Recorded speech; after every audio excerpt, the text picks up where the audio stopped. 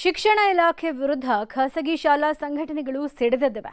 ಶಾಲೆಗಳ ಮಾನ್ಯತೆ ನವೀಕರಣದ ಹೆಸರಲ್ಲಿ ಶಿಕ್ಷಣ ಇಲಾಖೆ ಭ್ರಷ್ಟಾಚಾರಕ್ಕೆ ಎಡೆ ಮಾಡಿಕೊಟ್ಟಿದೆ. ಇದಕ್ಕೆ ಕಡಿವಾಣ ಹಾಕಿ ಅಂತ ರಾಜ್ಯಪಾಲರ ಮೊರೆ ಹೋಗಿದ್ದಾರೆ.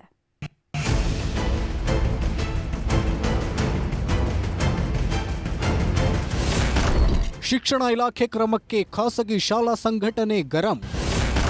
ತಾತ್ಕಾಲಿಕ ರಿಲೀಫ್ ನೀಡಲು ರಾಜ್ಯಪಾಲರಿಗೆ ಮನವಿ. ಶಿಕ್ಷಣ ಇಲಾಖೆ ವಿರುದ್ಧ ಖಾಸಗಿ ಶಾಲೆ ಸಂಘಟನೆ ಸಿಡಿದೆದ್ದಿವೆ.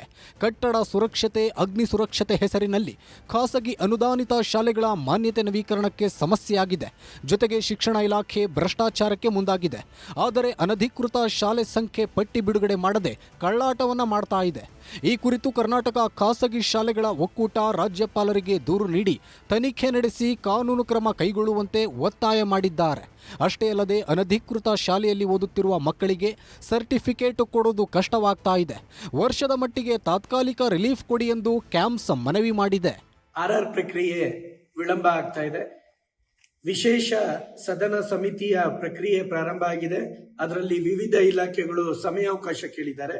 ನಾವು ಮನವಿ ಮಾಡ್ತಾ ಇದ್ದೇವೆ ಸರ್ಕಾರಕ್ಕೆ, 1 ವರ್ಷಕ್ಕಾದ್ರೂ ತಾತ್ಕಾಲಿಕವಾಗಿ ಇವೆಲ್ಲ ಇತ್ಯರ್ಥ ಆಗೋ ತನಕ ಮತ್ತೆ ನ್ಯಾಯಾಲಯದ ಅಂತಿಮ ತೀರ್ಮಾನ ಬರೋದ್ರ ತನಕ ಮುಚ್ಚಳಿಕೆ ಮುಖಾಂತರ 1 ವರ್ಷಕ್ಕಾದ್ರೂ ಆರ್ಆರ್ ಕೊಟ್ಟು ಯಾವುದೇ ಮಕ್ಕಳಿಗೆ ತೊಂದರೆ ಆಗದೆ ಇದ್ದಂಗೆ ಸರಿಪಡಿಸಬೇಕು ಈ ವರ್ಷ ಅನ್ನತಕ್ಕಂತ ಒಂದು ಮನವಿಯನ್ನ ಮಾಡ್ತಾ ಇದ್ದೇವೆ. ರಾಜ್ಯದಲ್ಲಿ 1,000ಕ್ಕೂ ಹೆಚ್ಚು ಅನಧಿಕೃತ ನಿಯಮ ಪಾಲಿಸದ ಖಾಸಗಿ ಅನುದಾನಿತ ಶಾಲೆಗಳಿದ್ದು, ಈ ಶಾಲೆಗಳಲ್ಲಿ ಕನಿಷ್ಠ 1 ಲಕ್ಷಕ್ಕೂ ಹೆಚ್ಚು ಮಕ್ಕಳು ತೆಗೆದುಕೊಳ್ಳುವ ಸರ್ಟಿಫಿಕೇಟ್ಗೆ ಮಾನ್ಯತೆ ಇಲ್ಲದಂತಾಗುತ್ತದೆ.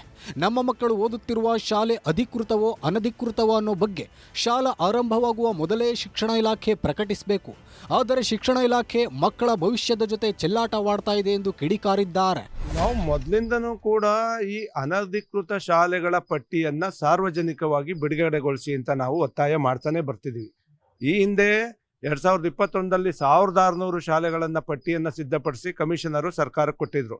ಸರ್ಕಾರ ಮಕ್ಕಳ ಮತ್ತು ಪೋಷಕರ ಹಿತದೃಷ್ಟಿಯಿಂದ ಇಂತಿಂಥ ಶಾಲೆಗಳು ಅನಧಿಕೃತ ಶಾಲೆಗಳು ಅನ್ನೋ ಪಟ್ಟಿಯನ್ನ ಬಿಡುಗಡೆ ಮಾಡಿ ಆ ಶಾಲೆಗಳಿಗೆ ಮಕ್ಕಳನ್ನ ಅಡ್ಮಿಷನ್ ಮಾಡಿದ್ರೆ ನೀವೇ ಜವಾಬ್ದಾರಿ ಅಂತ ಹೇಳ್ಬೇಕಾಗಿತ್ತು. ಸರ್ಕಾರ ಒಂದ್ ಕಡೆ ಪಟ್ಟಿ ಮಾಡ್ತದೆ, ಸರ್ಕಾರಕ್ಕೆ ಕೊಡ್ತದೆ. ಸರ್ಕಾರ ಆ ಪಟ್ಟಿಯನ್ನ ಮುಚ್ಚಿಟ್ಕೊಂಡು ಮತ್ತೆ ಆ ಶಾಲೆಗಳಿಗೆ ಅಡ್ಮಿಷನ್ ತಗೊಳ್ಳೋದಕ್ಕೆ ಸರ್ಕಾರನೇ ಅವಕಾಶ ಮಾಡಿಕೊಡ್ತದೆ ಅಂದ್ರೆ ಇದರಿಂದ ಯಾವ ಲಾಭಿ ಅಡಗಿದೆ?